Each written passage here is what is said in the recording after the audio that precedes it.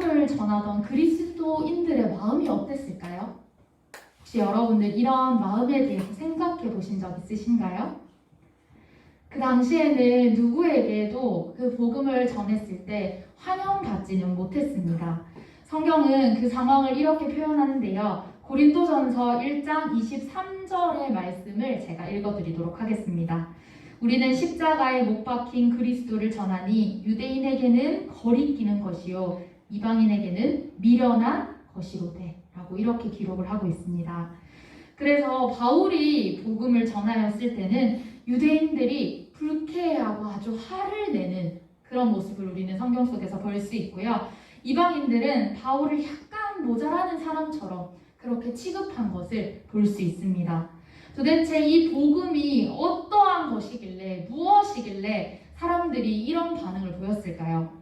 사실 한마디로 복음은 무엇인가 라고 했을 때 예수님 자체가 복음이라고 할 수 있습니다. 그래서 예수님이 복음이다 라고 하면 오늘 설교 여기서 마무리해도 될 것 같습니다. 그런데 여러분, 아주 본질적인 이야기 속으로 우리가 더 자세히 이 복음을 알기 위해서 오늘 말씀을 함께 나누기를 원합니다.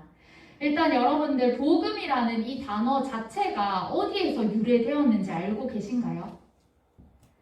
이 복음이라는 이 뜻은 기쁜 소식이라는 뜻을 가지고 있죠. 아무나 기쁜 소식이 되는 것은 아니었습니다. 원래 이 복음이라는 것은 기독교인들이 만들어낸 단어는 아니었어요. 원래 이 단어는 우리가 지금 교회에 오면 복음이라고 하고 예수님이 복음이다, 복음 많이 얘기를 들어서 기독교 용어인 것 같이 보이지만 원래 여러분 이 복음은요 로마 제국에서 탄생한 단어입니다. 복음이라는 단어는 황제 전용 단어였습니다. 황제가 새로 등극하거나 황제가 생일을 맞았을 때 그곳에 속한 사람들이 각 도시를 돌면서 이 소식을 전했다고 합니다. 그래서 이것을 복음을 전한다라고 이야기를 했고요. 이것에서 유래가 된 것이 바로 복음입니다. 우리처럼 민주주의 사회에서 사는 사람들은 황제 전용 단어라는 말을 좀 이해하기는 어렵죠. 그런데 여러분, 북한을 좀 떠올리면 좋을 것 같습니다. 탈북한 사람들이 우리나라에 와서 이런 복음과 같은 단어를 들었을 때 그 느낌을 전달해 준 것을 보았는데요. 북한에서 온 사람들이 남한에 와서 쓰는 단어 중에 이해하기가 정말 어려운 단어가 있다고 합니다. 여러분 혹시 들어보셨나요? 그 단어가 뭐냐고 물었더니 입장하다라는 단어래요. 입장 우리는 너무나도 익숙하죠. 그런데 북한에서 이 입장하다라는 단어는 김정은에게만 쓴대요. 그래서 이 김정은 수령 동지가 어딘가에 왔을 때 수령 동지님 입장하셨습니다 이러면 모든 사람이 일어선다고 합니다. 그래서 이 탈북민들은 자기도 모르게 입장하실게요 이런 소리를 들으면 몸이 앉아있다가 움찔거린대요. 그래서 우리나라에 오면 이 입장하다라는 단어가 너무 이해가 안 된다는 거예요. 그래서 밥을 먹으러 갔더니 입장하실게요. 놀이동산 이런 데 놀이공원에 갔더니 입장하실게요.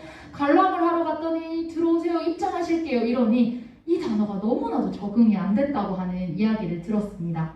마치 북한 사람들이 입장이라고 하는 이 단어를 듣는 순간 김정은이라고 하는 사람을 떠올리듯이 이 당시에도 똑같았다고 하는 거예요. 로마 제국의 사람들이 복음이라고 하는 단어를 듣기만 하면 누구를 떠올렸을까요? 바로 황제를 떠올리지 않았겠습니까? 특히 예수님께서 활동하시던 이 시기에도 예수님의 부활 이후에 제자들이 활동하던 이 시대에도 이 복음은 조금 더 특별한 의미를 가지고 다가왔습니다. 이 말을 이해하기 위해서 로마 제국을 조금 더 이해해 볼 필요가 있는데요. 이걸 이해할 때 당시에 예수님의 그 제자들과 바울이 복음을 어떤 의미로 사용했는지 우리가 이해를 해야 할 필요가 있습니다. 예전에 로마 제국은 원래 황제가 다스리는 그런 나라는 아니었어요. 원로원이라고 하는 사람들이 모여서 지금으로 치면 국회와 같은 그런 곳에서 의논을 하고 이 나라를 다스렸습니다. 그런데 어느 날 혹시 카이사르라고 하는 사람 인물 아시나요? 이 카이사르가 나타난 거예요. 이 사람이 엄청난 재능을 소유했는데요. 전쟁도 잘하고 글도 잘 쓰고 말도 잘했대요. 근데 심지어 이 사람 탈모가 있었다고 하거든요. 좀 대머리 같았대요. 근데도 여자들한테 너무 인기가 많은 거예요. 그래서 이 로마가 막 들썩들썩 하는 거죠. 그래서 이 사람이 이제 나타나니까 원로원들이 너무나도 두려웠습니다. 이 사람이 나타나서 스스로 황제가 되어버릴지도 모르겠다라는 이런 두려움에 휩싸이기 시작했어요. 그래서 이 사람들 어떻게 했는지 아십니까? 이 카이사르를 암살해버렸대요. 그리고 나서 이 암살 사건 이후에 카이사르의 양아들이었던 사람이 나타나는데요. 옥타비아누스, 여러분 들어보셨나요? 이 옥타비아누스가 나타난 거예요. 그래서 이 옥타비아누스를 도와서 친구였던 안토니우스라고 하는 이 두 사람이 함께 그 원로원들을 모두 처단을 합니다. 그런데 문제가 여기부터 일어나는 거죠. 여러분, 사람이 어떻습니까? 욕심이 끝도 없지요. 그래서 이 모든 사람들을 처단을 하고 나서 이제 복수가 끝나고 나니까 새롭게 카이사르의 후계가 누가 될 건지 싸우기 시작하는 겁니다. 이 안토니우스라고 하는 사람의 여자친구가 있었어요. 여러분 모두 알고 있는 인물, 클레오파트라였습니다. 그래서 이제 이 싸움이 시작되는데 옥타비아누스 대 안토니우스 플러스 클레오파트라, 이렇게 싸움이 시작되는 겁니다. 그러면 여러분, 제가 질문을 하나 하겠습니다. 여러분들이 로마 제국의 사람이었다면 어떤 편을 들 것 같습니까? 난 옥타비아누스 편이다. 네, 그러면 나는 안토니우스랑 클레오파트라 편이다. 그 어느 편도 안 들면 안 돼요, 여러분. 네, 눈으로 말해준 것 같죠? 여러분, 그 마음속으로 손들었을 줄 믿고 여러분들께서 안토니우스와 클레오파트라의 편을 들었다면 모두 사망입니다. 네, 승리는 옥타비아누스가 했기 때문입니다. 그래서 여러분, 이 소식이 이제 로마의 수도의 사람들에게 막 전해지는 거예요. 이게 바로 복음이었다는 겁니다. 옥타비아누스가 이겼다는 소식. 물론 이 옥타비아누스를 지지했던 사람들에게만 기쁜 소식이었겠지만 오늘 이것이 바로 복음인 것이죠. 그래서 이제 이 2년 뒤에 옥타비아누스는 돌아와서 황제로 등극을 하게 됩니다. 이 사람이 바로 로마 제국의 1대 황제 아우구스투스입니다. 여러분, 이제 뭔가 역사의 퍼즐들이 좀 맞춰져 가시나요? 그래서 여기서 우리가 이 많은 역사들의 이야기 중에 주목해야 될 것이 있는데, 당시 사람들이 복음이라고 하면 이런 것들만 떠올린다는 거예요. 아, 황제의 소식이다. 이제 황제가 될 거라는 소식이다. 황제가 승리를 했을 때 들리는 소식이다.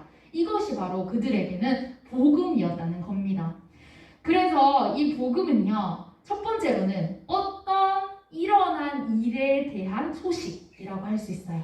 오늘 이 로마에 있는 사람들에게는 옥타비아누스가 이겼다고 하는 소식이 복음이었겠죠. 두 번째는 이 일로 일어날 일들, 앞으로의 변화들을 이야기를 합니다.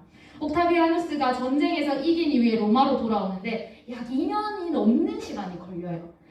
언젠가 돌아올 이 황제가 될 거라는 거, 이 황제가 이제 돌아와서, 이 사람이 돌아와서 황제가 될 거라는 거, 그 사람들에게 너무나도 당연한 사실이겠죠. 결국 아직 되어지지는 않았지만 곧 황제가 될 거라는 것, 전쟁에 이겼다는 그 소식으로 인해서 곧 자신들을 통치하는 사람이 바뀌게 될 거라는 사실을 사람들은 알게 된 것이죠. 결국 여러분, 복음이라는 것은 이미 일어난 일과 앞으로 일어날 일들에 대한 그 사이에 있는 기쁜 소식인 겁니다. 그러면 이제 이러한 배경을 전제로 우리에게 복음, 오늘 주님께서 우리에게 주신 이 복음은 어떤 건지 좀 더 알기를 원하는데요. 예수님의 제자들과 바울은 복음이라는 단어를 많은 그리스도인들에게 사용했습니다. 예수님께서 이 땅에 우리를 위해 오셨고, 우리를 위해 십자가 지셨고, 우리를 위해서 십자가에 달리심으로 말미암아서 우리의 모든 죄가 깨끗하여졌고, 그러므로 인해서 우리의 구원자라는 사실을 이 복음이라는 단어로 정의했습니다. 그리고 십자가에 달려서 죽으시고 끝이 났습니까? 다시 부활하셨습니다. 이 모든 것들이 바로 복음이라고 예수님의 제자들과 바울은 그렇게 많은 사람들에게 다시 알려주고 있습니다. 그런데 이 기쁜 소식은 여기서 그치는 것이 아니죠.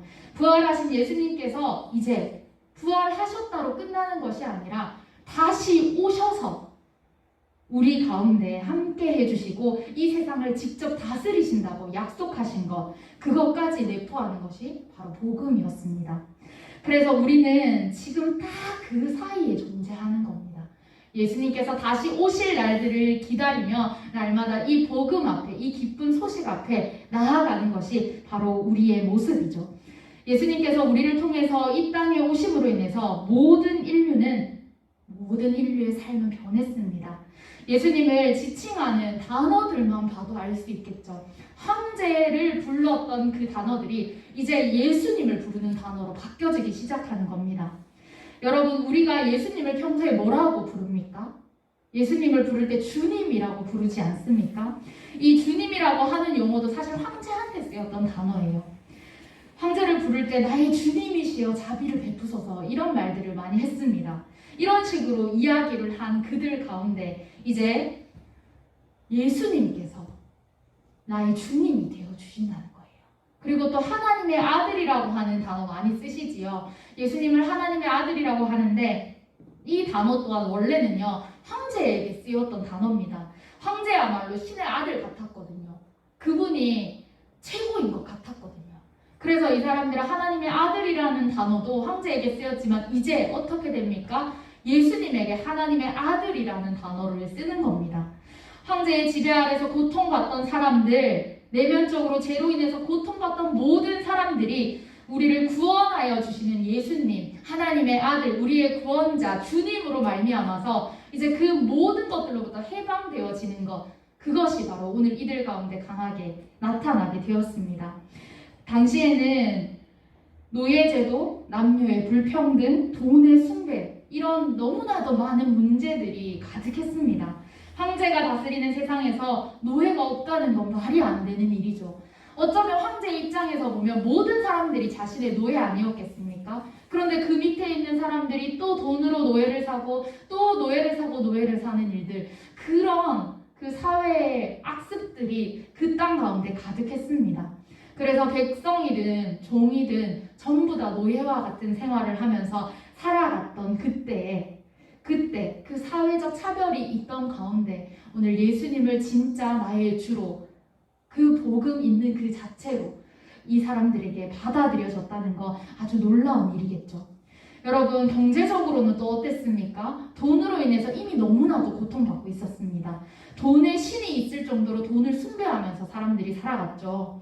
황제의 지배와 제 지배 아래서 그렇게 고통을 받았습니다. 끊임없이 돈을 바쳐야 하고 돈의 노예가 되고 돈이 없으면 살아갈 수 없는데 그 작은 돈조차 빼앗아 버리는 세상, 그들이 그 가운데 살았습니다.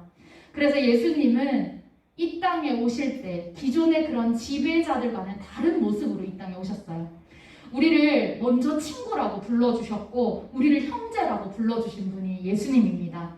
요한복음 15장 말씀을 보면 이런 말씀이 나오는데 제가 한번 읽어드리겠습니다. 너희는 내가 명하는 대로 행하면 곧 나의 친구라. 이제부터는 너희를 종이라 하지 아니하리니 종은 주인이 하는 것을 알지 못함이라. 너희를 친구라 하였노니 내가 내 아버지께 들은 것을 다 너희에게 알게 하였음이라. 아멘. 여러분, 이 말씀 뜻이 무엇입니까? 세상의 황제는, 세상의 많은 사람들은 모두 다 노예로 불려진다는 거예요. 돈의 노예로도 살아간다는 거예요. 그런데 우리 예수님께서 복음으로 이 땅 가운데 오신 것은 우리를 더 이상 노예를 하지 않는다고 합니다. 우리를 친구라고 하셨고, 친구라고 하시고 나니 그 신비한 비밀들을 모두 우리에게 알려주신다고 이렇게 말씀해 주는 것이 바로 이 요한복음 15장의 말씀입니다. 이제까지는 종이었다면 이제는 우리가 그 모든 종의 자리로부터 벗어날 수 있는 것, 이것이 바로 새로운 복음입니다. 실제 이런 구원의 주님을 만났을 때 그럼 우리의 삶이 어떻게 변하는가 우리가 알아야겠죠. 오늘 이 본문에 기록이 되어 있습니다. 오늘 우리가 읽었던 본문에는 누가 나옵니까? 바로 삭개오가 나오지요. 여러분, 삭개오가 어떤 사람이었는지 아십니까? 아이들 어릴 때부터 많이 불렀던 찬양이 있는데요. 키 작은 삭개오 이렇게 얘기를 합니다. 여러분, 키 작은 삭개오 다 아시죠? 이 삭개오는요, 아주 키가 작은 사람이었습니다. 요즘에도 뭐 키가 작은 사람도 있고 큰 사람도 있는데 요즘에 막 키가 작으면 루저라고 하는 것으로 또 망언을 해서 많은 사람들이 조롱을 받는 사람도 있었고요. 지금 막 여자들의 이상형 무조건 뭐 키가 커야 된다, 뭐 180 이상이어야 된다 이런 조건들을 막 얘기하지 않습니까? 그런데 이 당시에도요, 이 키라는 것이 상당히 많은 어려움으로 다가왔습니다. 그래서 이 삭개오는요, 자신의 이름으로 불렸겠습니까? 삭개오라고 하는 이름으로 불리지 않고 키가 작은 사람, 뭐 땅꼬맹이, 뭐 이런 것으로 사람들에게 불렸을 것으로 예상을 합니다. 그리고 이 사람은 상당히 독한 사람으로 사람들에게 불려지게 되는데요. 그 이유가 무엇입니까? 이 사람의 직업, 세리장이었죠. 세리장이자 부자라고 오늘 성경은 소개를 하고 있어요. 세리장은 세리 중에 제일 높은 사람이죠. 그래서 이 사람은 아주 많은 권력을 갖고 있었어요. 왜냐하면 이 세리 중에 장이라는 거 아무나 할 수 없었습니다. 로마에게 좀 싸바싸바도 잘 해야 되고요. 많은 사람들에게 또 나름의 인정을 받아야 이 세리장으로 올라가는 그런 직업이었기 때문이죠. 당시에 이 세리들은요, 말 그대로 세금을 걷어들이는 사람이었습니다. 그래서 세금을 걷어서 어떻게 합니까? 로마에 바치는 일들을 했어요. 그래서 사람들은 정말 이 돈을 빼앗는 악독한 사람들이다 라고 이 세리들을 비판을 했습니다. 지금의 우리로 따질 것 같으면 한마디로 좀 친일파 같은 그런 사람이었어요. 자기들을 통치하는 그런 식민지 통치 아래서 그 나라에 빌붙어서 돈을 주고 살아가는 사람들이었기 때문이죠. 그런데 이 시스템이 여러분 엄청납니다. 세리들에게 정해진 월급이 얼마였을까요? 여러분, 놀랍게도 월급이 정해지지 않았다고 해요. 그 사람들이 마음만 먹으면 많이 돈을 걷어들이고 자신이 충분히 이득을 취할 수 있는 것이 바로 이 세리라는 직업입니다. 그래서 이 로마에 10,000원을 바치라면 그냥 10,000원만 바치고 나머지는 더 걷어들여서 이것을 내 주머니에 채우는 것이 바로 이 삭개오의 모습이었습니다. 삭개오가 부자라는 것과 세리장이라는 것을 봤을 때 사람들에게 얼마나 독하게 세금을 걷었는지 우리는 말씀 속에서 깨달을 수 있어요. 돈이 많은 삭개오, 그렇다면 행복했을까요? 전혀 그렇지 않았습니다. 당시 예수님을 찾아오던 사람들은 가난하거나 아프거나 병든 자들, 귀신 들린 자들, 이런 사람들이 예수님을 찾아왔습니다. 예수님께 가난을 해결해 주세요. 예수님, 저의 병을 고쳐주세요. 이런 사람들이 많이 찾아왔지요. 그런데 삭개오는 어떤 사람이었습니까? 돈도 많고 건강하고 아무렇지도 않은 사람이었습니다. 그런데 이 삭개오가 오늘 나무 위에까지 올라가서 예수님을 만나려고 막 안간힘을 썼던 것이 오늘 말씀에 기록되어 있습니다. 실제로 예수님이 나무 위에 올라간 삭개오를 보고 내가 오늘 너와 함께 머물겠다라고 이렇게 말씀했을 때 사람들의 반응 어땠을까요? 수근거렸습니다. 욕했습니다. 좋아하지 않았습니다. 저 나쁜 놈, 저 죄인 같은 놈을 예수님이 왜 만나주시나, 예수님이 저런 사람에게 왜 관심을 갖나 사람들은 이해할 수 없었습니다. 그런데 예수님께서 오늘 너희 집에 유하여야겠다라고 얘기하시면서 그 집에 유하한다는 것이 어떤 뜻입니까? 함께 식사도 하겠죠. 그런 식탁 공동체로 함께 먹으며 교제한다고 하니 사람들의 마음에 얼마나 짜증이 났겠습니까? 삭개오는 마을 사람들에게 아주 미움받는 사람, 그런 사람이었던 겁니다. 이런 사람의 마음에 여러분 평안이 있겠습니까? 평안이 있을 리가 없습니다. 날마다 사람들에게 판단받고 미움받고 따돌림받고 정죄당하는 사람에게 무슨 평안이 있었겠습니까? 어디만 가면 욕먹는 삭개오, 자랑할 거라고 다만 그 돈밖에 없었던, 그것도 자신이 노력해서 받은 겁니까? 다른 사람들에게 빼앗은 돈도 너무나도 많았던 그 삭개오, 그 삭개오에게 평안이 있을 리가 없습니다. 그런데 오늘 이 삭개오가 예수님을 만나고 나니 달라졌습니다. 이 삭개오는 예수님께서 만나주시고 나서 예수님께서 오늘 이런 말씀을 하십니다. 예수께서 이르시되 오늘 구원이 이 집에 이르렀으니 이 사람도 아브라함의 자손이미로다. 여러분, 구원이 이 집에 이르렀다는 것이 무슨 뜻입니까? 이 집에 구원이 들어왔다는 겁니다. 근데 실제로 이 집에 들어온 건 누구입니까? 바로 우리 예수님이셨습니다. 예수님이 본인이 구원 자체가 되어주셔서 삭개오를 만나시고 그 집에 들어가시면서 오늘 삭개오에게 구원이 임하였다고 이야기해주고 계신 겁니다. 구원이신 예수님을 만난 삭개오, 아주 놀랍지요. 이런 이야기를 하죠. 주님 보십시오. 내 소유의 절반을 가난한 사람들에게 주겠습니다. 또 내가 누구에게서 강제로 빼앗은 것이 있다면 4배로 갚아주겠습니다. 삭개오가 오늘 이런 고백을 합니다. 지금 이 삭개오가 예수님을 뭐라고 부르고 있습니까? 주님이라고 부르고 있어요. 여러분, 로마의 황제 가운데 속하여서 세리장으로 로마에게 돈을 바치던 삭개오의 주인이 달라졌습니다. 이 삭개오의 주인은 이제 예수님이라고 이 삭개오가 직접 고백하고 있는 겁니다. 그리고 나서 삭개오가 이제 돈의 노예로부터도 내가 벗어나겠습니다. 돈이 이때까지 내 전부였고 내 주인이 되었다면 이것까지도 제가 모두 내려놓겠습니다라고 예수님 앞에 고백하고 있는 겁니다. 예수님께서는 오늘 이 삭개오를 만나주심으로 인하여서 이제 이 삭개오의 삶에 새로움을 선포해 주셨습니다. 여러분, 이 삭개오가 재산을 나눈다는 거 상상할 수 없는 일입니다. 우리가 재산의 절반을 나누겠다는 것과는 아예 차원이 다른 의미죠.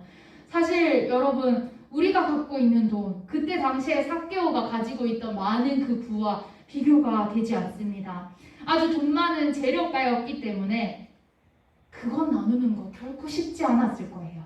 여러분, 혹시 이런 이야기 들어보셨나요? 우리가 11조를 할 때 어릴 때부터 훈련되어야 한다고 이야기하면서 하는 이야기가 있는데, 아주 작은 금액이라도 하나님의 것을 하나님의 것으로 알고 드릴 수 있을 때 우리가 나중에 커서 더 많은 돈을 가졌을지라도 그것을 하나님 앞에 당연하게 드릴 수 있다. 이런 이야기 들어보셨나요? 이런 것처럼 사람의 그런 심리가 똑같습니다. 사람은 죄인이기 때문에 우리가 돈을 가지고 있으면 누구에게 주는 거 너무 아깝다는 거예요.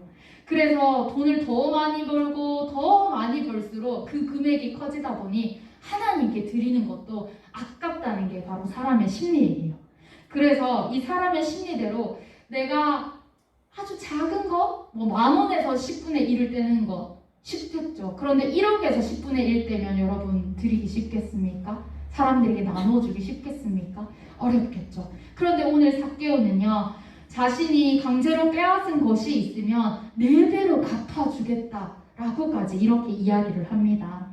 돈을 많이 가지고 있는 것이 삭개오의 유일한 희망이었고 사람들에게 그나마 내세울 수 있었던 것임에도 불구하고 오늘 삭개오는 과감하게 이 모든 것들을 나누겠다고 고백하고 있습니다. 이 삭개오가 오늘 이 고백을 하고 나서 그럼 사람들의 반응 어땠겠습니까? 사실 삭개오가 이 많은 돈을 사람들에게 나눠준다고 하면 사람들이 갑자기 나 이제부터 삭개오 친구할래 이렇게 반응했을까요? 지금까지 욕하고 나를 괴롭혔던 사람 절대 용서 못할 사람이라고 생각했는데 어느 날 갑자기 돈을 나누어 준다고 친구가 될 수 있었겠습니까? 사람들 전혀 그렇지 않았습니다. 여러분, 우리가 예전에 중고등학교 시절에 이런 거 경험하지 않았습니까? 사람들이, 우리 친구들이 조금 험한 말로 돈으로 친구 산다 막 이런 말 들어보지 않으셨습니까? 잠깐으로는 그 친구의 마음을 살 수 있을지 모르나 그것이 지속될 수 없고 진짜 친구 관계는 될 수 없지요. 이런 것처럼 삭개오 또한 돈을 나눠준다고 해서 당장에 그 사람이 진짜 친구가 되는 일, 그런 일은 일어날 수 없다는 것을 삭개오도 어쩌면 알고 있었을 것입니다. 그런데 오늘 이 욕했던 사람들, 그 사람들 가운데 오늘 삭개오는 자신의 모든 것들을 나누어 주겠다고 고백한 겁니다. 돈을 포기하고 그 사람들에게 나누어 줌으로 인하여서 내가 진짜 예수님을 만났고 이 집에 나의 가운데 구원이 이르렀음을 많은 사람들에게 나누어 주고 있는 그런 모습을 우리는 발견할 수 있습니다. 돈의 지배를 받던 사람들, 오늘 삭개오 또한 돈의 지배를 받고 있었고 그 황제의 지배 가운데 있었습니다. 오늘 우리의 모습도 이와 같을 수 있습니다. 여러분, 우리는 여전히 세상의 지배를 받고 살아갈 때가 너무나도 많습니다. 돈의 지배, 성적의 지배, 관계의 지배, 타인의 시선의 지배, 여러 가지 지배들이 지금도 우리를 누르고 있습니다. 그리고 마치 그것을 따라가야 하는 것처럼, 우리가 그것을 따라가지 않으면 망하는 것처럼 이 세상은 오늘 우리에게 요구하고 있다는 겁니다. 그래서 이제 우리는 진짜 주님을 만나야 하는 것이죠. 우리가 부활의 주님을 만나고 주님을 만나야만 이 모든 지배로부터 자유함을 누릴 수 있게 됩니다. 오늘 2000년 전에 삭개오가 예수님을 만났던 것처럼 오늘 우리 가운데도 이 모든 지배를 풀어주실, 우리에게 참 자유 주실 주님이 오신다고 말씀하십니다. 우리의 마음을 열고 우리가 주님을 받아들이기만 하면 됩니다. 여러분, 주저앉기를 소망합니다. 오늘 이 모든 일들 가운데 하나님께서는 친히 함께 하시고 우리 가운데 자유를 선포하실 것입니다. 이제 우리 말씀을 마무리하면서 제가 말씀 한 구절 읽어드리도록 하겠습니다. 예수님께서는 당신을 믿는 유다인들에게 이렇게 말씀하셨습니다. 너희가 내 말을 마음에 새기고 산다면 너희는 참으로 나의 제자이다. 그러면 너희는 진리를 알게 될 것이며 진리가 너희를 자유롭게 할 것이다. 아멘. 오늘 진리이신 예수 그리스도를 만남으로 인하여서 우리에게 참 자유가, 그 구원 자체가 이르게 되는 은혜 있기를 소망합니다. 함께 기도하겠습니다. 하나님, 진짜 주님을 만남으로 인해서 세상의 지배로부터 온전히 자유롭게 되기를 소망합니다.